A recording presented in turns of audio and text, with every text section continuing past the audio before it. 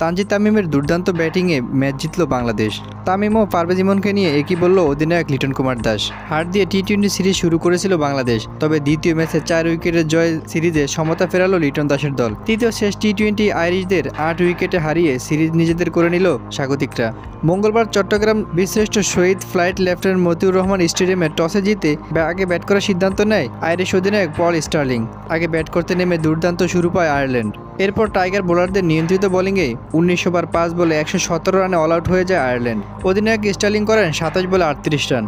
এছাড়া জর্জ ডকলেল করেন 23 বলে 19 রান। বাংলাদেশের পক্ষে রিশাদ হোসেন ও মোস্তাফিজুর রহমান নেন 3টি করে উইকেট। 118 রানের ছোট লক্ষ্য তাড়া করতে নেমে দলকে ভালো শুরু এনে দেন ওপেনার তানজিদ হাসান তামিম ও সাইফ হাসান। উদ্বোধনী জুটিতে 38 রান যোগ করেন তারা, তবে 14 বলে 19 রান করে আউট হন সাইফ হাসান। এরপর ক্রিজে এসে সুবিধা করতে পারেনি অধিনায়ক লিটন কুমার দাস। 6 বলে 7 রান করে সাজঘরে ফিরে গেছেন তিনি। লিটনের বিদায়ের পর ক্রিজে আসা পারভেজ হোসেন ইমনকে সঙ্গে নিয়ে রানের চাকা সচল রাখেন ওপেনার তানজিদ হাসান তামিম।